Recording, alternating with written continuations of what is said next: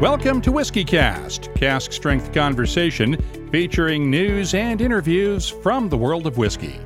I'm Mark Gillespie. This is episode number 672 for December 17th, 2017. Coming up in a few minutes. I've got the opportunity to be on the ground level of something, of being able to work with the Old Elk Team and, provide my experience and expertise to help them achieve their goals it's fun and it's rewarding. So I've been very fortunate. Greg Metze is in the second act of his distilling career. He retired last year after 38 years at what used to be the old Seagram Distillery in Lawrenceburg, Indiana.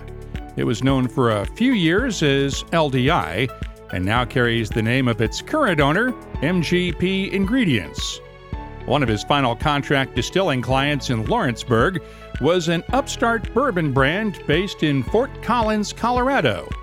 And the founders of Old Elk Bourbon hired Greg Metze earlier this year to become their master distiller.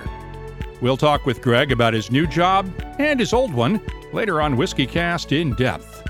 I'll also have the calendar of events, your voice, and the What I'm Tasting This Week department. It's all coming up on this week's WhiskyCast.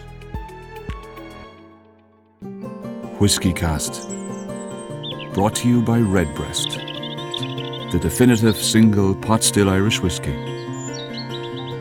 Those in the know Redbreast.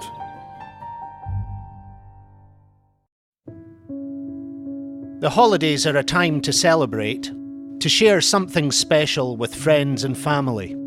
This year, why not consider sharing something truly special? An engraved bottle of Johnnie Walker Blue Label.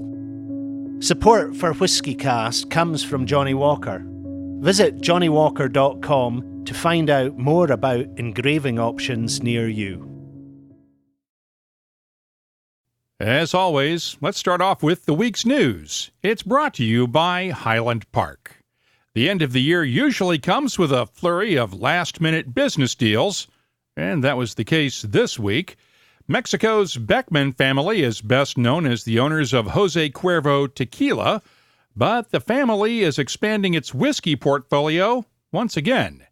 Beckley, the family's holding company, has agreed to buy the Pendleton Whisky brand from Oregon-based Hood River Distillers for $205 million. Hood River will continue to bottle the Canadian whiskey for Beckley's Proximo Spirits unit in the U.S. Pendleton's Four Expressions will join the Stranahan's and Tin Cup American whiskey brands and Bushmills Irish whiskey in the Beckman family's portfolio. Company officials were not available for interviews following the announcement. In addition, Proximo has launched a new Irish whiskey brand exclusively in the U.S. market. The Sexton is an Irish single malt made from whiskey distilled at Bushmills. Distribution is likely to expand to other countries in the near future. Meanwhile, Campari's Canadian unit is investing in an upgrade to its facilities at 40 Creek Distillery in Grimsby, Ontario. The $5 million Canadian project, about $3.9 million US dollars, covers new bottling and production equipment designed to expand the distillery's bottling capacity. 40 Creek bottles other products for Campari in addition to its whiskeys, and company officials told reporters the investment will keep jobs in Canada. Earlier this year, Diageo opened the new Bulleit Distillery in Shelbyville, Kentucky. At the time, company executives officially had no plans to open the distillery to tourists, since Diageo already has the Bulleit Frontier Whiskey experience at the old Stitzel-Weller complex in Louisville. That is apparently changing.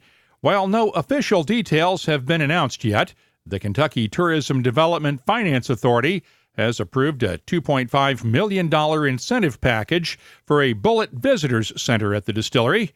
According to the Lexington Herald-Leader, construction on the $10 million project could begin as early as next month.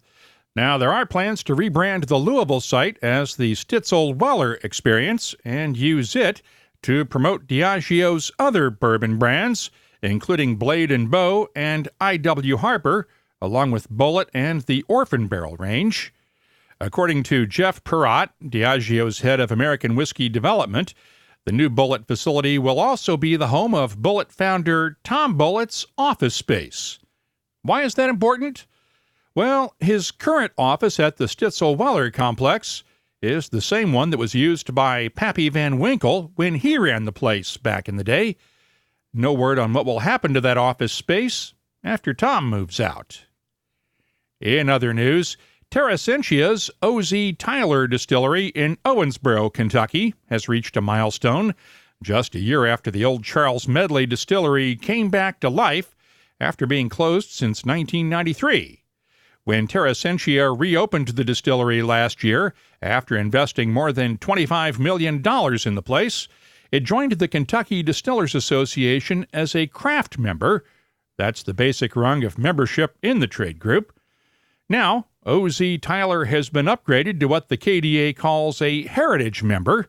That's reserved for distilleries with more than 25,000 barrels of whiskey maturing within the state. It's the highest level of membership in the association. Now, while things have started to quiet down for the holidays, we do have a few new whiskeys to mention this week. Chivas Brothers has updated the Ballantine's Signature Oak Travel retail range.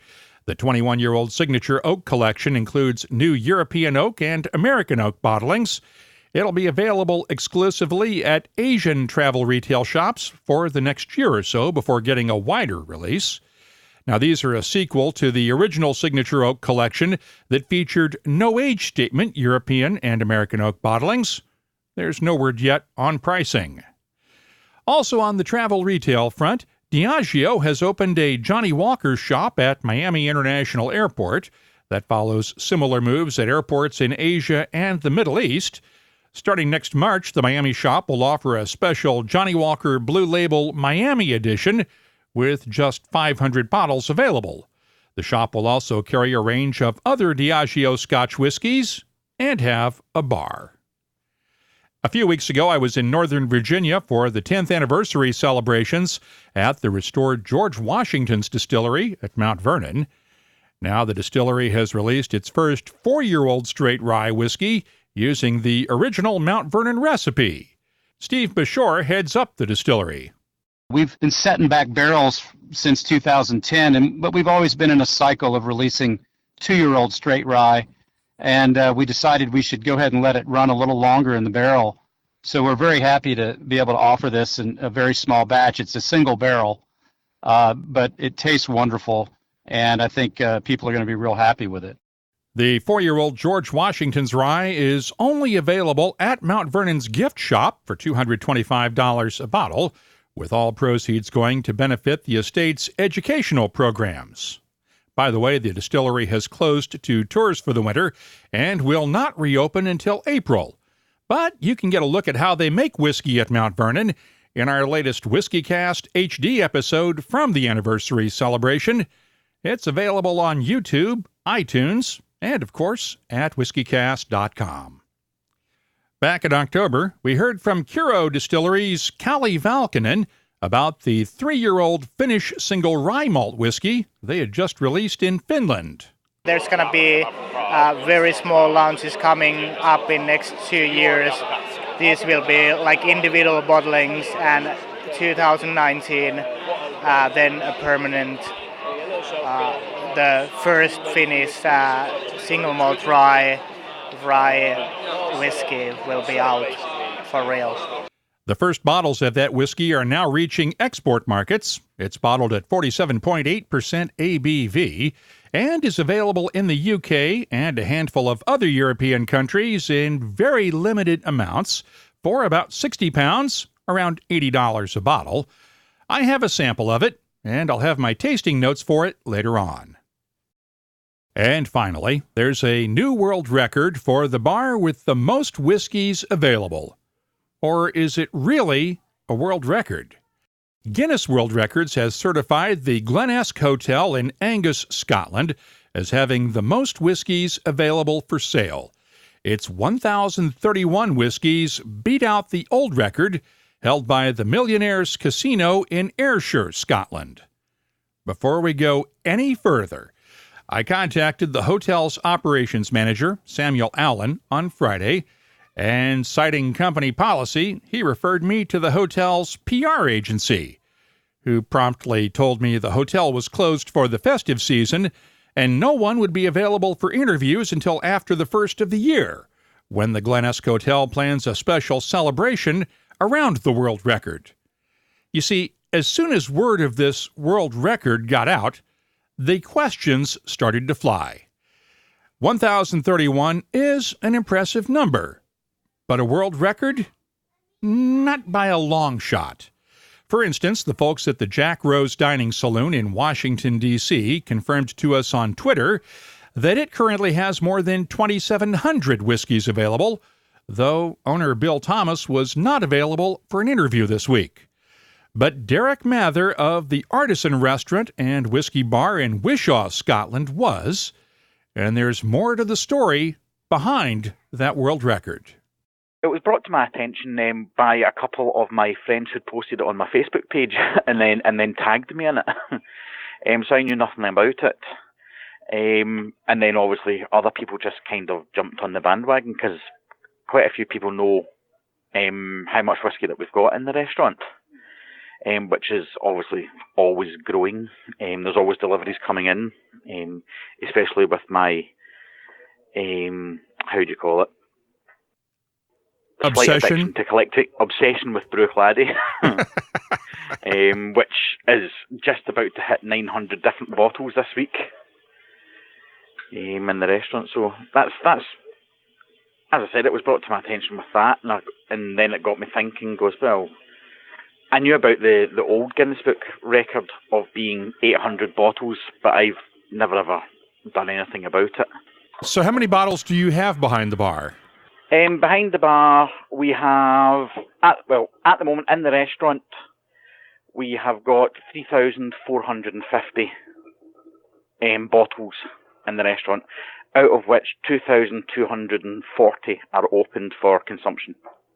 Which would obviously be a lot more than 1,031. Yes, but as I said, we've not done anything about it, and one of my customers has actually contacted Guinness Book of Records, and they sent them back an email notification telling them about how we go about it. But there's lots of costs involved, apparently. One being £6,500 plus VAT for an adjudicator to come out and count the whiskey, by the looks of things. And then there's also this monthly licensing fee if you actually wanted to be able to promote said record, right? Yes, I've seen that, £3,000 a month, which... that's a lot of whiskey to buy for the bar, so I'd rather buy whiskey. So you're not going to be applying to break this world record anytime soon? Certainly not. I'd rather invest that money in buying whiskey and letting my customers drink whiskey that they probably wouldn't be able to get their hands on otherwise. A lot of the people that frequent the restaurant come to me because of they might have a bottle in their collection, but they know I'll probably have it open, so rather than them open it, they'll come and try it here, and then if they're happy with it, then most of them that I know of have opened their bottles. What did you think when you saw the price tag for that to be able to claim a world record? I was slightly shocked because I always thought, well, you have a look at the Guinness Book of Records and it has all these records on it, so surely not everybody must pay that amount of money, because there's millions involved then. There's so many records out there, so... But I just find it very, very crazy that that's the price to get a certificate with your name on it, to say that you have X amount of bottles or you're the number one of something in the world. It's still a bit crazy. We have contacted Guinness World Records to get an explanation of the costs to certify a world record and promote it, but have not yet received a response. It should be noted that the Glen Esk Hotel's website now displays a Guinness World Records logo, which would make it appear that the hotel's owners, Dylan and Elena Wren, have paid the required licensing fee to use that logo. According to the Drinks Business, Robert Fleming of Angus Dundee logged and certified the Glen Esk Hotel bar's whiskey inventory to Guinness. It's not known whether the hotel paid that fee of £6,500, $8,658 at current exchange rates to have a Guinness adjudicator certify the record.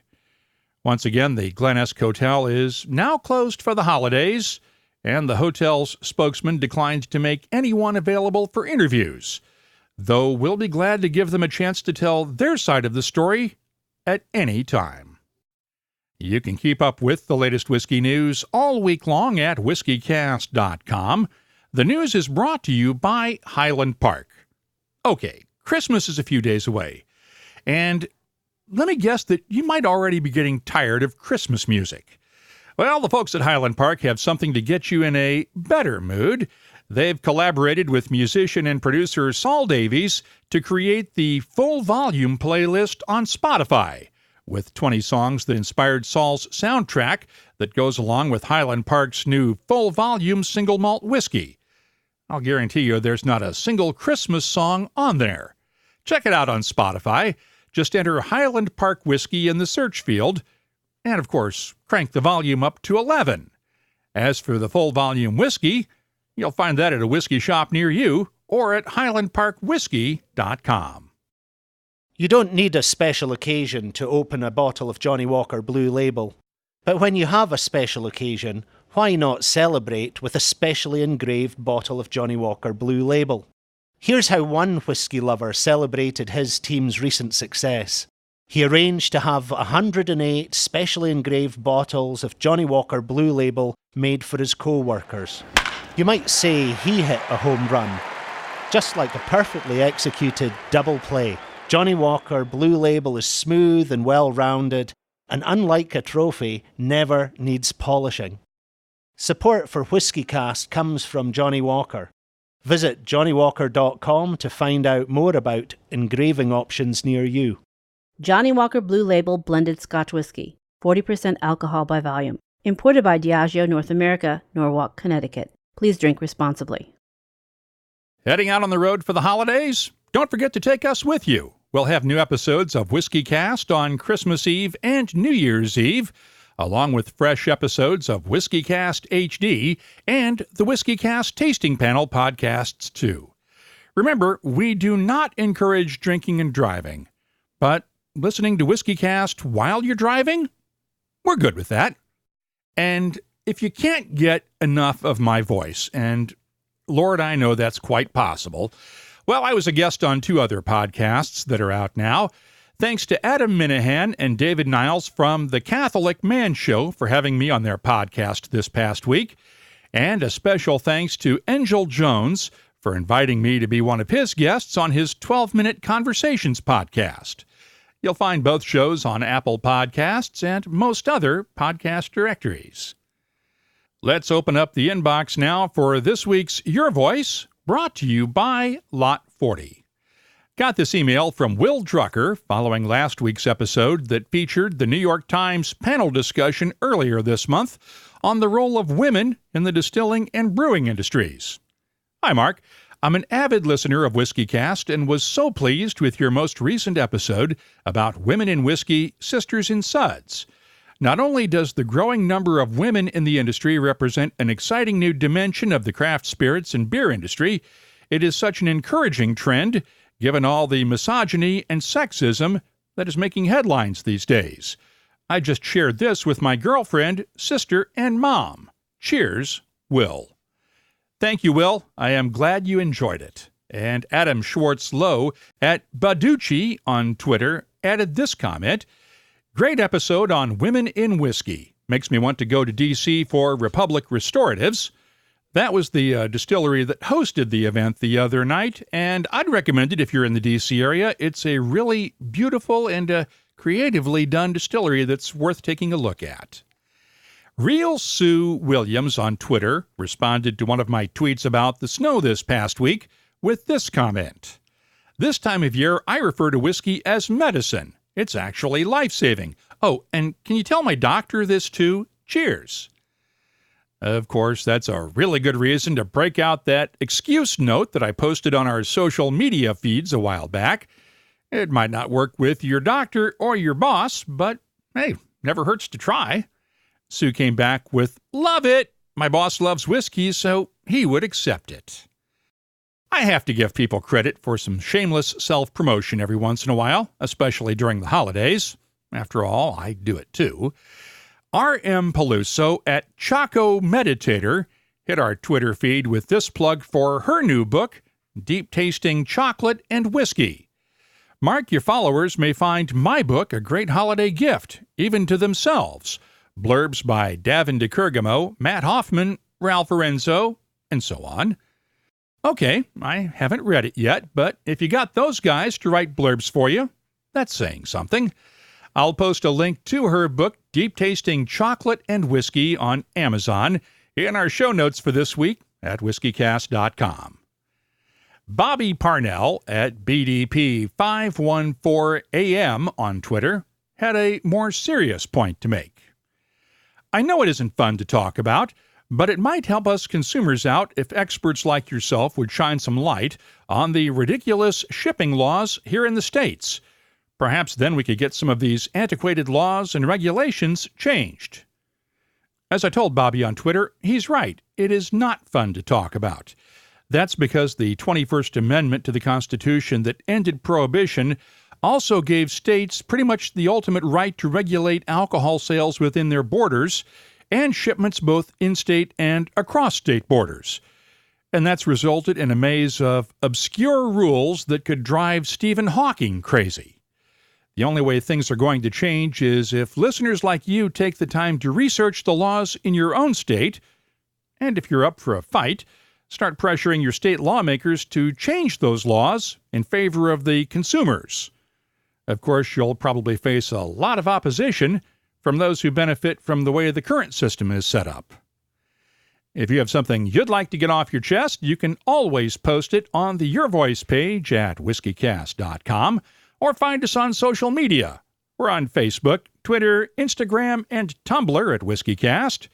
If you'd like to hear your question or comment on the show, just record a voice memo on your smartphone and email it to us. The address is comments@whiskycast.com. This week's Your Voice is brought to you by Lot 40, Canada's award-winning 100% pot still rye whiskey. Lot 40, unapologetically Canadian. Please drink responsibly. Time now for the WhiskyCast calendar of events.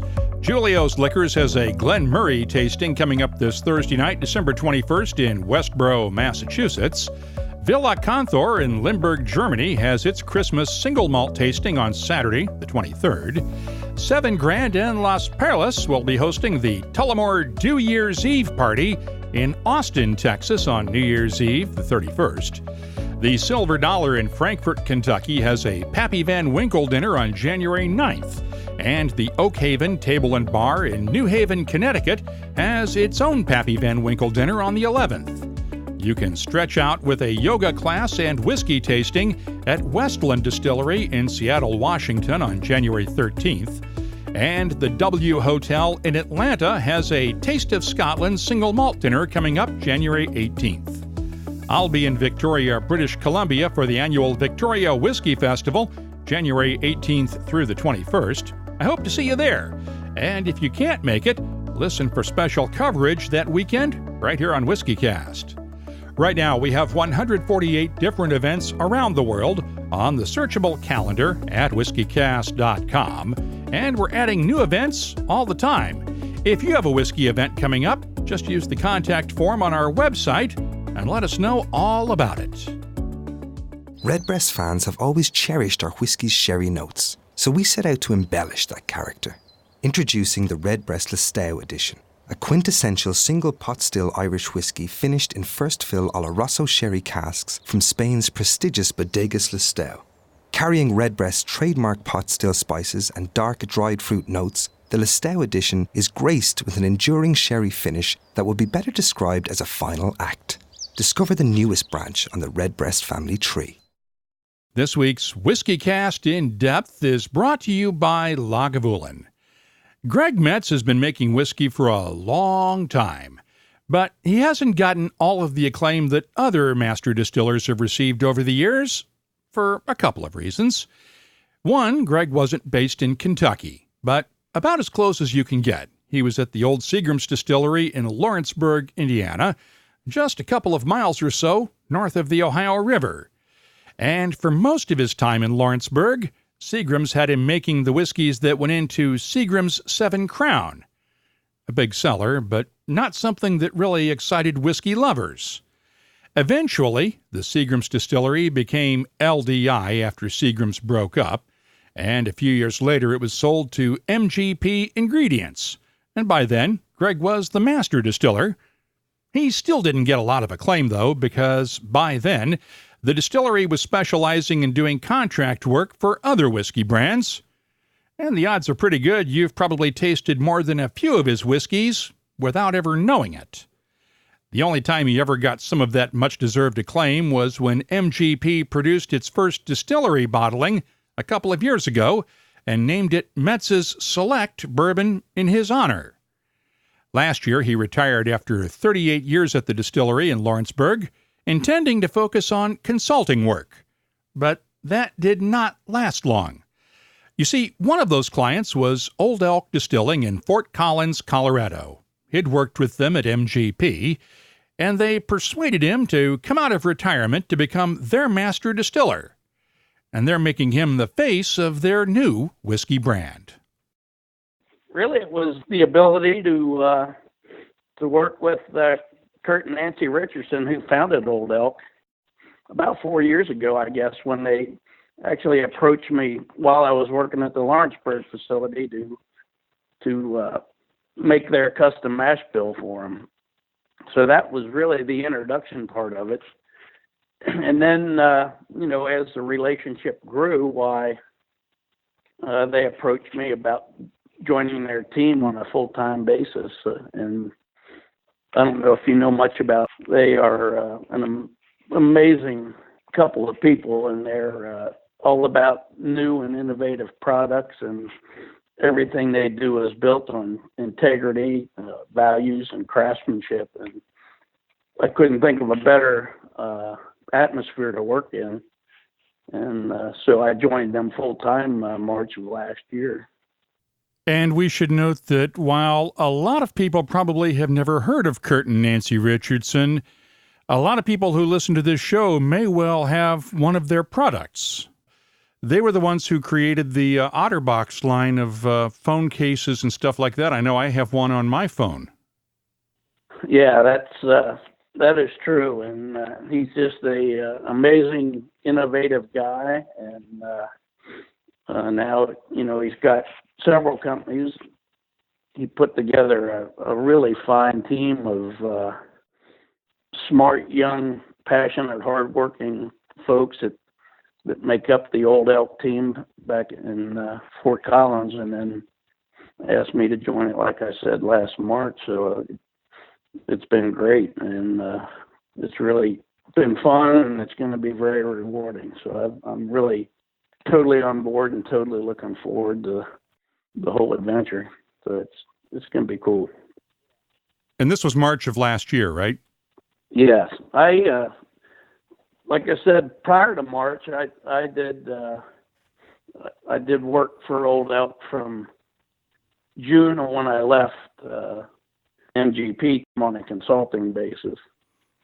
And then in March, they offered me a full-time position, and I accepted that wholeheartedly. You didn't leave MGP and retire to go work directly for Old Elk then, right? Well, not directly, at least at the onset, no. But they were a very big part of my consulting business. So, yeah, we worked very closely for that period. And then, like I said, since I've joined them full-time, now I get to be part of a really fantastic team. So it's good. So where does the project stand right now? You're using MGP Spirit in Old Elk Bourbon, obviously, but I know there are plans to build a distillery out in Fort Collins, right? Yes. The Old Elk Bourbon is actually Old Elk's custom mash bill that I helped them produce while I was a master distiller at the Lawrenceburg plant. So we did that formulation, and we mashed it and distilled it. And that's a that's a very big part of the blend as it is now. It's like about 60% of the blend. So we're in the process of migrating from where we are now to 100% of their custom mash bill.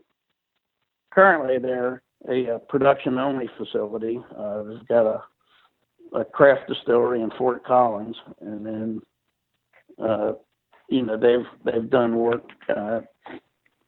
through the Lawrenceburg plant and other small distilleries actually to produce their custom mash bill. And right now their emphasis is to get their products on the market, get them established, and then we'll move forward with some a really nice tasting room and distillery down the road here. Now, when you make the transition from the 60% Old Elk mash bill to 100%, how do you balance out the taste profile, or will it change the taste profile at all? Well, it will probably change it some, but I think the way we've gone about it is the migration should be subtle enough where it really won't have a big impact. I mean, right now it's somewhat like a small batch product where, from batch to batch, it'll change mildly, but I think right now it's the product we want it to be, but we want to get to the 100% Old Elk mash bill, which is going to be their flagship bourbon, and the plan is to migrate slowly to that point and make the transition as subtle as we can. So what's unique about that mash bill that makes it so good? Well, it's a very nice blend of three traditional grains. The mash bill itself is 51% corn, which provides the robust bourbon flavor, if you will. And then it's 34% malted barley, which provides a sweet, smooth character, and then rye that provides a bit of spice. So the Old Elk Bourbon is a very nice combination of traditional grains and flavors. The term I use for it is it's smooth and easy. It's just a very nice combination of all those components. It sort of seems to me like you kind of flipped around the barley and the rye in the mash bill, because a lot of bourbon distillers, of course, use just a little bit of malted barley to help with fermentation and a lot more rye, but it seems that you sort of flipped that on its head with this one. Yeah, and that was intentional. So it was a way of bringing in more of the sweet, smooth character of the malted barley, and still maintain a bit of the spice character. And then, with the 51% corn, it remains a bourbon, but it provides a lot of that robust bourbon flavor. So all that was intentional for sure.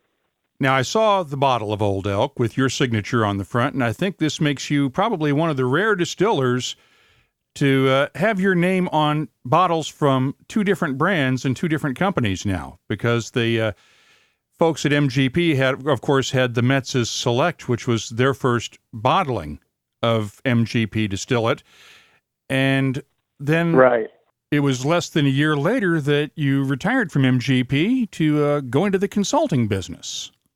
Yeah, that's true. Yep. Tell me about the 38 years you spent in Lawrenceburg, because that place had a lot of changes, at least in ownership over the years, but it really didn't change in terms of production, did it?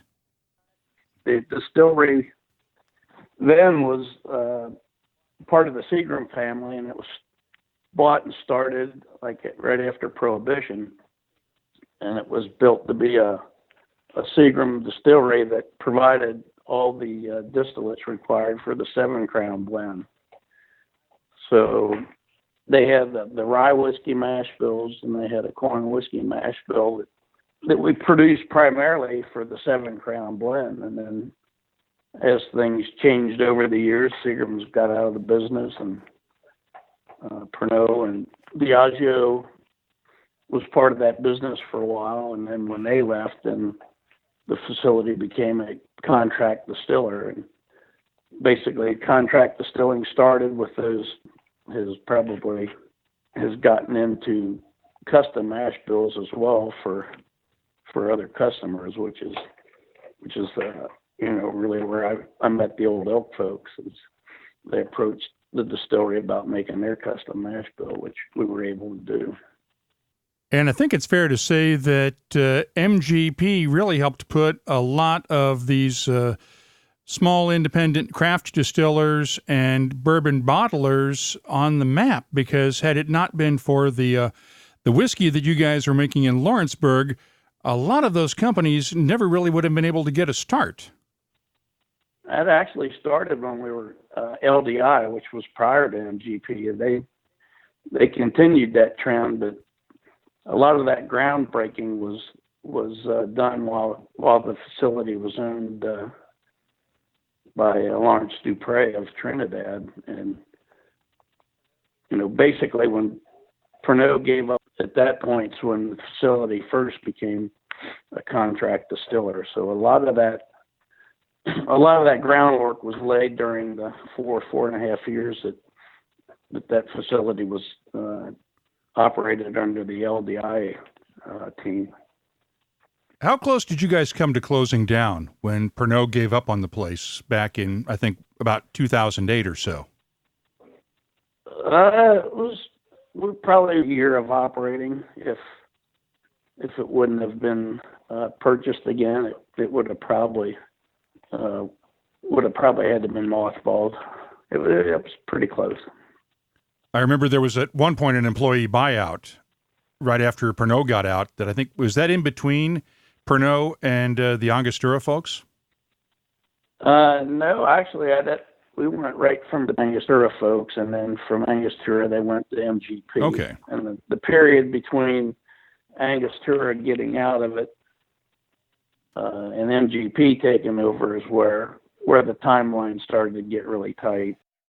Now, I've got to ask, with all of the whiskey that you've made over the last 38 years out in Lawrenceburg, and especially over the last decade or so during the contract distilling period, a lot of that whiskey has wound up being bottled all over the United States, if not the world.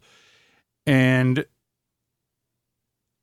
I hesitate to say it, but in a lot of cases, the term MGP or LDI has become almost a four-letter word to some craft whiskey lovers and craft whiskey aficionados, not because of the spirit, because, and I've said this before, I don't think I've ever really had a bad MGP or LDI spirit ever, but that's the base spirit, and what others maybe did to it after they took it under their control, after they got it from Lawrenceburg, that's a different question altogether, along with some of the transparency issues. How did that criticism that MGP and LDI got while you were out there make you feel? Well, it wasn't fair at all. I mean, that distillery were always top-rate spirits, and they were probably as good or better than anybody's. It was kind of the world's best-kept secret for many, many years. And, I think, some companies maybe, I don't know what to say, stretch the truth relative to their brands and sort of got called out. Other folks were very upfront about it and very successful about it. So I think, from my standpoint, that everything that I ever produced at that facility was always a first-rate quality spirit that would, at least in my opinion, was as good or better than anybody's. We did everything according to tradition and craftsmanship, and it was good whiskey. No arguments there. When you left last June, a year or so ago, after 38 years, what was it like on that first Monday after that, when you didn't have to get up in the morning and go into work at the distillery for the first time in 38 years?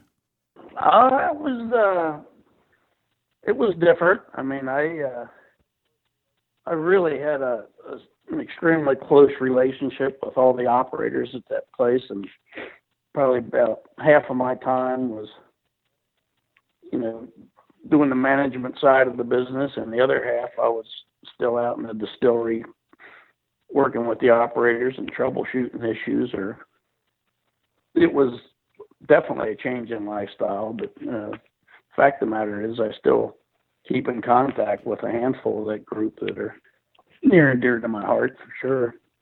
But yeah, it was a change, but I'll tell you true, the being able to be part of this Old Elk team is like just a reinvigoration. I'm really proud to be part of that. I think there's almost a corollary out there that old distillers never retire. They just become consultants and then go to work for other folks. Well, some do. I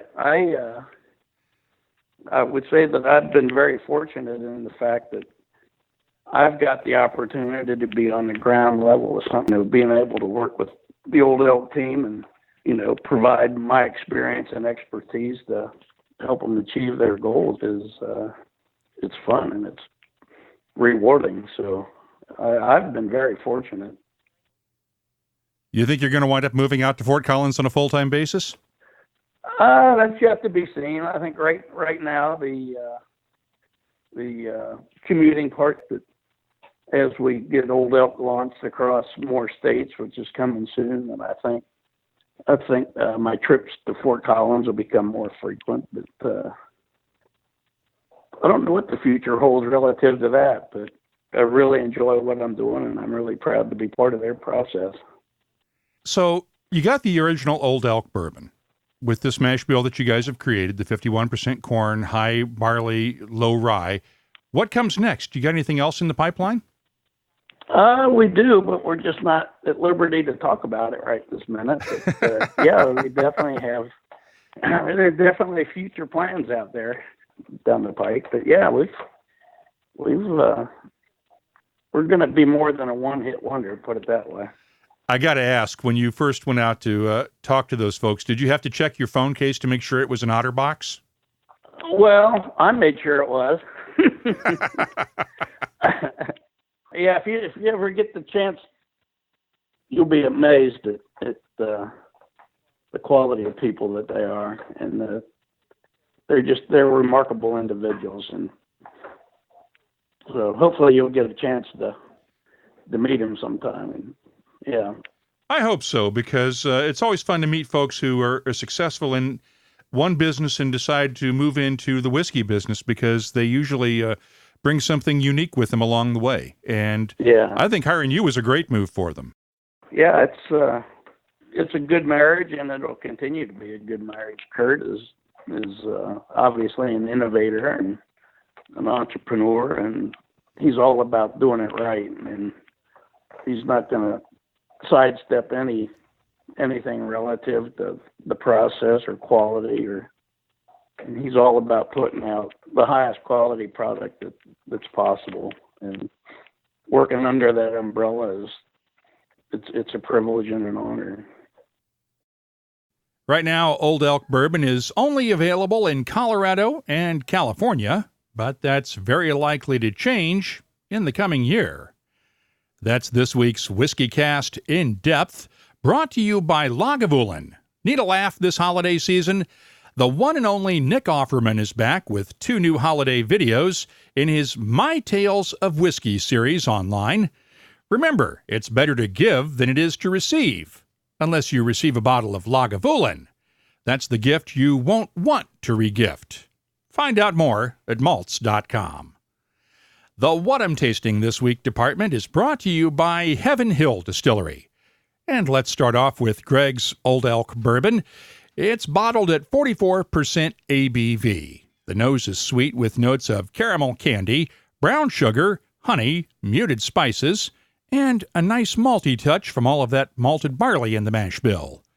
The taste is well balanced with honey and brown sugar notes that are complemented nicely by anise, vanilla, and touches of black pepper and cilantro, along with a green apple tartness that comes in later and lasts through the finish, which is nice and long with touches of caramel, honey, and brown sugar. I'm scoring Old Elk Bourbon a 91. Let's compare that to one of the other bourbons Greg Metze distilled at MGP. the George Remus Straight Bourbon that MGP acquired recently as its first in-house whiskey brand. This one is bottled at 47% ABV and has a more traditional bourbon mash bill with higher amounts of rye and just a little bit of malted barley. The nose has a nice oakiness with vanilla, a touch of black pepper, dark chocolate, pipe tobacco, and leather notes. The taste is spicy with black pepper and cinnamon, balanced by caramel, anise, vanilla, and a hint of licorice. The finish is long with a good balance of lingering spices and sweetness, and I'm scoring the George Remus Straight Bourbon an 89. More tasting notes in just a minute, but first, this week's tasting notes are brought to you by Heaven Hill Distillery, makers of Whiskey Advocate's 2017 Whiskey of the Year, Elijah Craig Barrel Proof.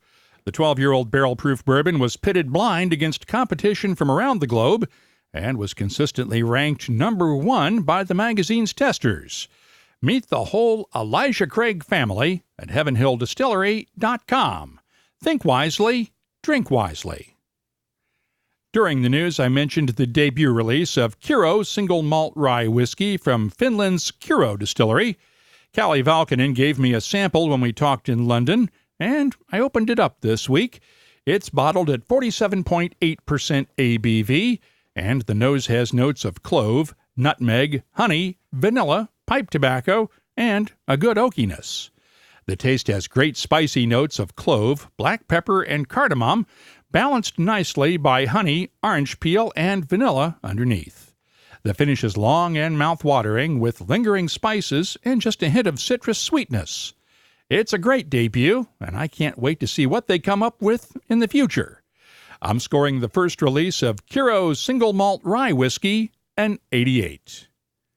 It snowed 3 times this past week here in Haddonfield, and there's nothing like a nice peaty Islay single malt to cut the chill. Let's finish up with the new Lafroig 27-year-old. It's bottled at 41.7% ABV, and the nose is classic Lafroig, peaty, phenolic, and medicinal with touches of heather, honey, and vanilla in the background. The taste, peaty, phenolic, and peppery, with a good smokiness, black pepper notes, honey, and vanilla. The finish is long with a gentle smokiness, and I'm scoring the Lafroig 27-year-old a 91. I'll be adding these tasting notes to our searchable list of more than 2,000 whiskeys from around the world at WhiskyCast.com. Remember, that list works on your smartphone, so you can use it when you're at a whiskey shop or looking over the whiskey list at a pub. You'll also find links for the latest episodes of WhiskyCast HD and the WhiskyCast Tasting Panel at our website, along with the latest whiskey news, events, cocktail recipes for the holidays, and a whole lot more. Now, when you're spending the holidays with your relatives and the inevitable dispute breaks out over a whiskey topic, like the one about whether Jack Daniel's is really a bourbon or not, you can track me down on social media, and I'll be glad to play referee. I'm on Facebook, Twitter, Instagram, and Tumblr at WhiskyCast, or you can email me. The address is comments@whiskycast.com. I'm not going anywhere for the holidays, so I'll have some time to mediate your family feuds. You don't need a special occasion to celebrate with something truly unique. But a personally engraved bottle of Johnnie Walker Blue Label can make any occasion special. Support for WhiskyCast comes from Johnnie Walker. Visit johnniewalker.com to find out more about engraving options near you. WhiskyCast, brought to you by Redbreast, the definitive single pot still Irish whiskey. Those in the know Redbreast. WhiskyCast is a production of Cask Strength Media, copyright 2017, and comes to you each week from the charming, yet regrettably dry town of Haddonfield, New Jersey. I'm Mark Gillespie, reminding you that when you drink, please drink responsibly. Thanks for listening.